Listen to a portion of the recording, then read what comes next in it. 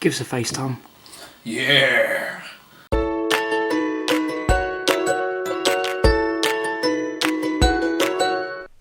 Hey guys, welcome back to ArcheryBuzz, and today we've got a video on how to fletch arrows. And there's three different fletchings that we're going to do today. The first one that we're already starting off with here is just the straight vein. Then we'll be moving on to the helical vein, and then finally onto how to do a spin wing.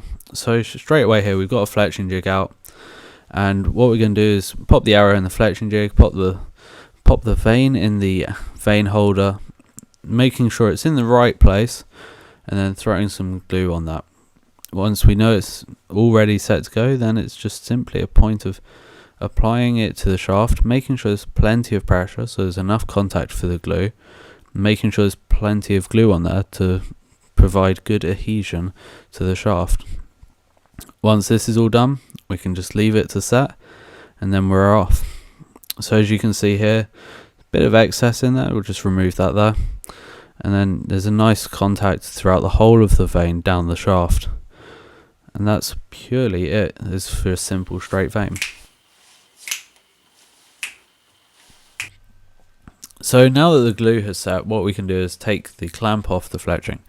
Then we'll take the arrow out of the fletching jig, and what we'll see is the vein will stay on there nicely. What I'm about to do is start to push around the fletching a little bit. So what I'm doing here is just making sure that the glue has set nicely and that the vein is completely stuck down to shaft. If not, you'll see the edges start to lift off a bit, and maybe you want to rip it off and start again. Normally I'll pop my hand around that and then twist the shaft in my hand, and that, if they're still on by the end of that, I've done a good job. If not, then it's time for me to go back and start again. You may have also noticed that I've picked up a different fletching jig. This one has on it what's known as a helical. So the last fletching that we did was put straight onto the vein, so it's going dead straight up along the center. This one, we've got it offset slightly, so this will add a bit more drag as it kind of goes around the shaft. What this will do is it will make your group sizes a bit better down the other end of the range, and just by adding that little bit more of drag. So this one you have to be a bit more careful with getting it in the right place, and then popping on the glue. As you can see, I struggled a little bit there, but that bit should be fine. The big thing though is to making sure that there's pressure down the whole of the vein. We've got a long vein, so it's even more important for this. That's just because otherwise you might find the ends of the vein lifting off the shaft a little bit, where it won't glue so well. So we need to make sure that that's all stuck down, otherwise you'll have problems in flight. So here you can see, just making sure we've got good pressure down the whole of it, and then making sure it's well stuck down.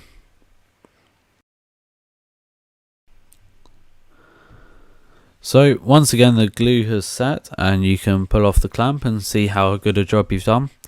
Just making sure that it's stuck down all the way along. It's just very important. I'm trying to show you a bit, but it's gone a bit blurry because I've gone too close to the camera. But next up we've got the additional type of vein, which is the spin wing. So this is very popular among recurve shooters, and what it does essentially makes the arrow spin a lot throughout air. There's been rumours that actually it's around 20,000 RPM, which in my opinion is pretty cool.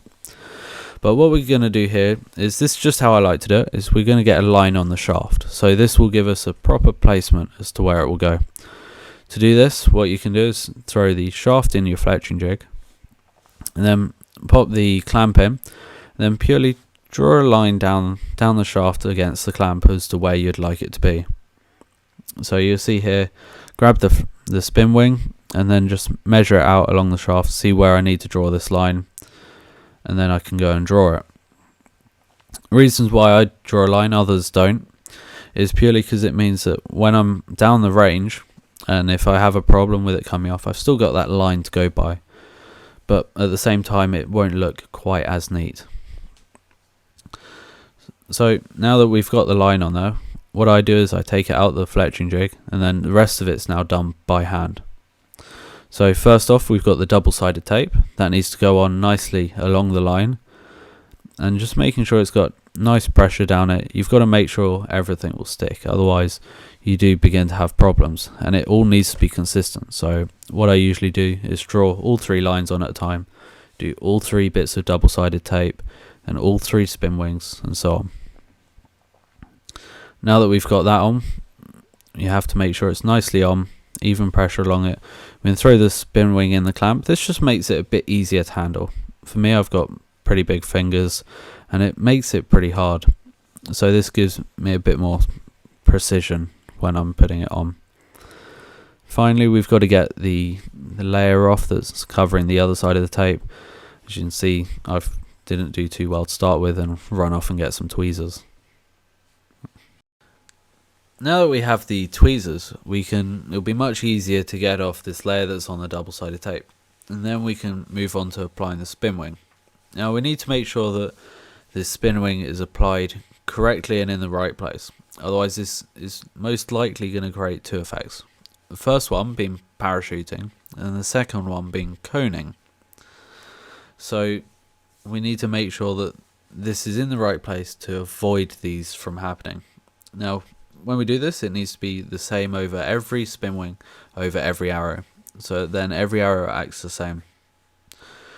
Now that we've got the spin wing on, we're just applying even pressure up and down it to make sure it's well stuck, so that there's no issues in flight with it coming off. Then we can remove any excess double-sided tape, and then from there move on to providing top and tail tape.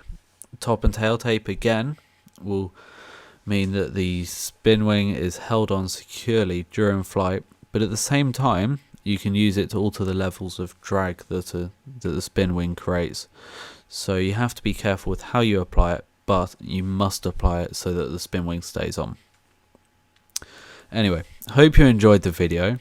Please be sure to like us on Facebook, follow us on Twitter and subscribe to our channel. If you did enjoy this, please put a like on the video, and if you have any suggestions on how to do this, please do leave a comment down on the video below.